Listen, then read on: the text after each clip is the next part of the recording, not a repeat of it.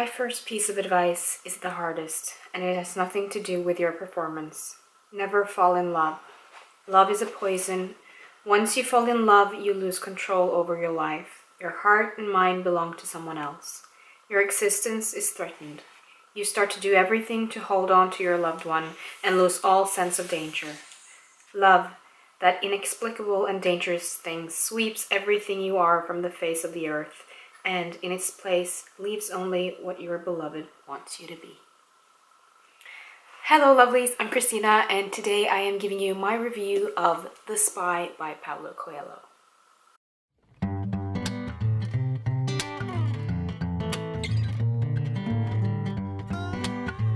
This edition I have right here is from Hutchinson, London. It is 208 pages long in this hardcover copy.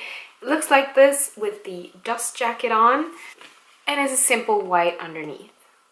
The book was originally written in Portuguese, and this edition was translated by Zoe Perry, who did an amazing job at that.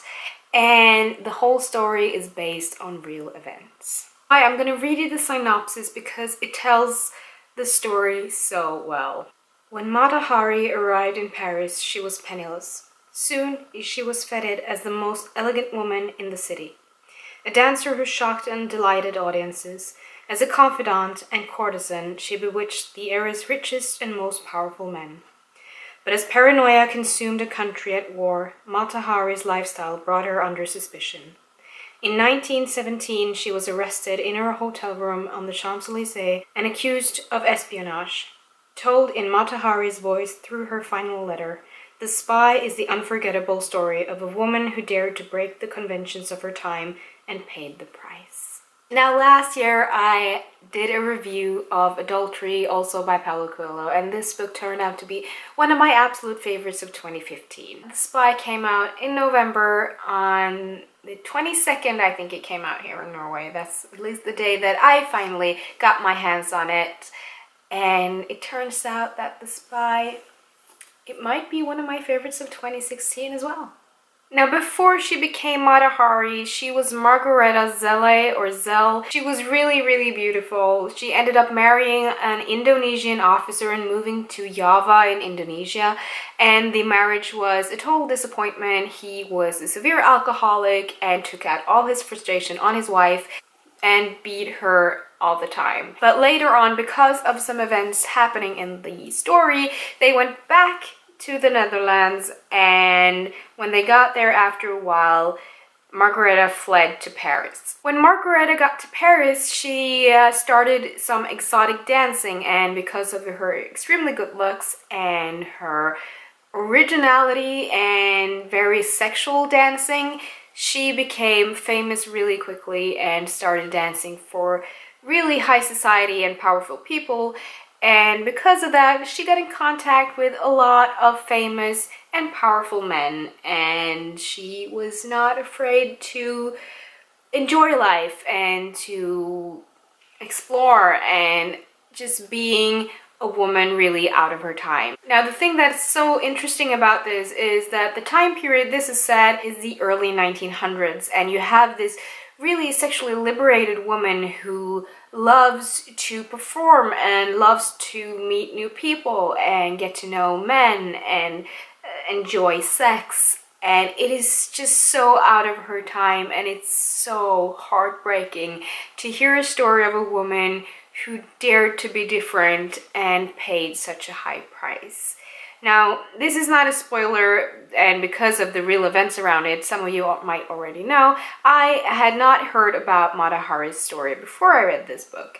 But now I've kind of read up on it afterwards because I found it really interesting. But the book starts off with Mata Hari's execution, so you know that it's not going to go well.